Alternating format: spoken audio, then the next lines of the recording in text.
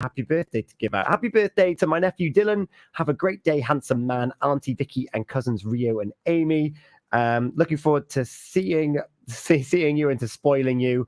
And also a nice song from Drake. Well, I'll see what I can pick out, because at the moment I am live on our social media as well as on air with the Reverend Sophie. But it's not Tuesday. But Reverend Sophie, you've been doing something feel good and miraculous. I'm going to say the word miraculous. I've had such a wonderful week. So after Gratitude Tuesday on Tuesday, I was having a cup of coffee, and my husband and I discovered a mouse running around our living room. One of the cats had brought a mouse in, and we managed to catch the mouse and put it back outside. But in our efforts to find the mouse, we lifted a box, and up underneath the box was a little what I thought was the leftovers of another mouse. I thought it was a lung. Yes. But it started moving. Oh, my goodness. So I picked it up, and I thought it was a baby mouse. Its placenta was still on it. Oh my goodness. But I think actually it's a baby vole. Anyway, since Tuesday, myself and my daughters, we've been trying to keep this little baby alive, and one of my daughters has named him Clarence.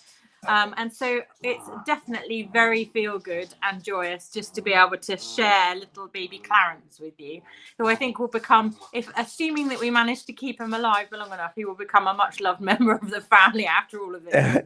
I think so. So that was Tuesday. We're now Friday, and perspective of scale, how big is little Clarence?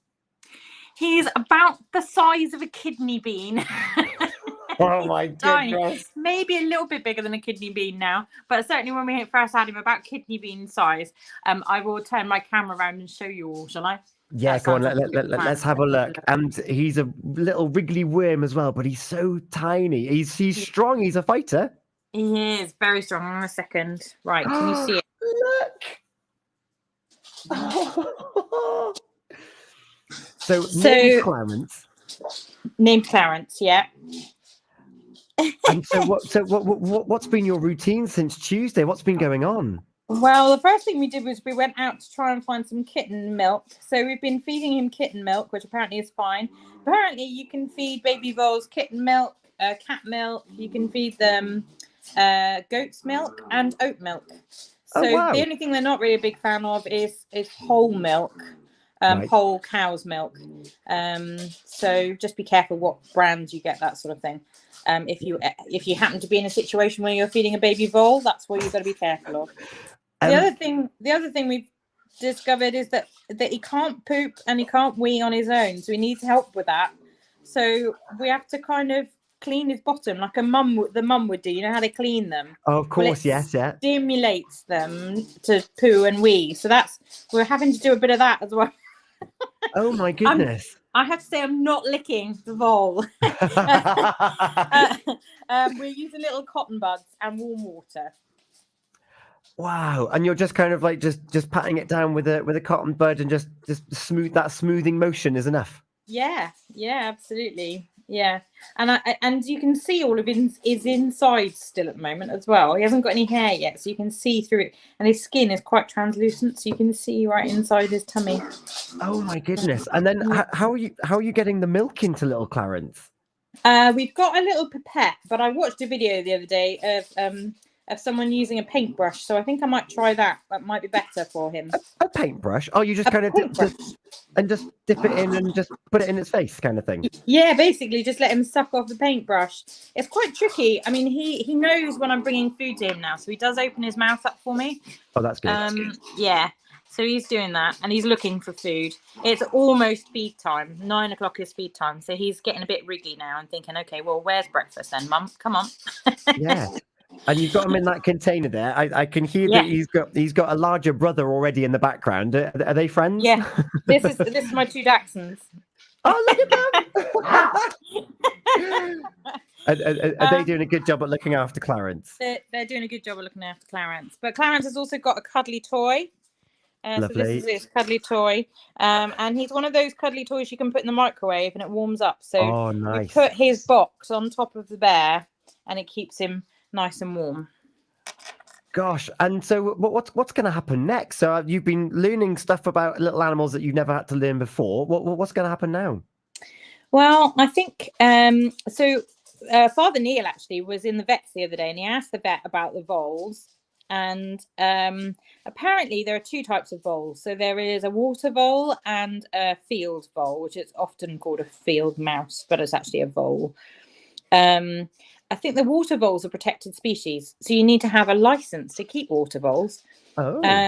So I'm hoping that it's not a water vole and it's just a field vole. Otherwise, it might get more complicated. But apparently, field voles or field mice make very good pets, and they're the same family as hamsters and lemmings. So apparently, they do domesticate quite well and keep as good pets. Oh, I wow. can't imagine that if we managed to rear him successfully, that he would be able to go back out into the wild, because he just wouldn't have the the means by which to do that, because he wouldn't have had his mum teaching him. So At all, no. I think he would have to remain a house pet. Ah, well, that's not all bad, is it? It's not all bad. I mean, he's very cute, and he's obviously got a strong will to live. I mean, you can just see him; he's just full of life, isn't he?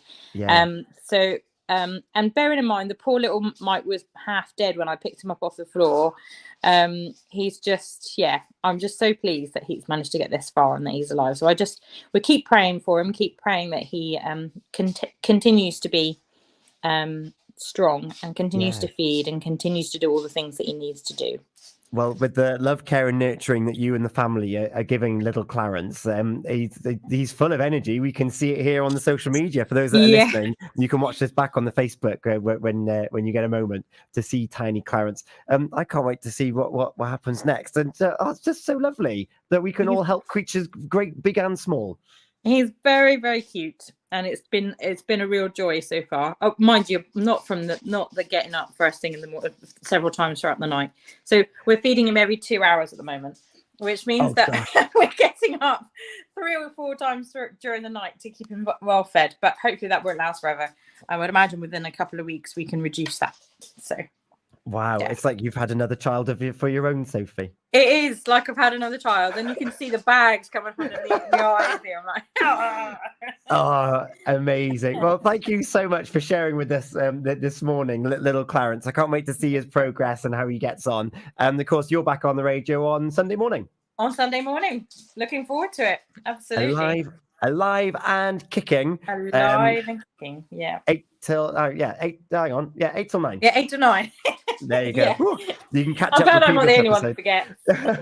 You can catch up with previous episodes at purewestradio.com on the catch up. You'll find that there. Sophie, thank you so much. We've got some traffic and travel to do now. Apparently, there's a bit of an issue near Wooden and Pentle Poyer. So I'll leave you to it for feed time at 9 o'clock. That we'll catch up soon, no doubt. Take care. God bless everyone. Care. Thank you. As you just said, traffic travels on the way. It's 8:52. Feel Good Friday on Pure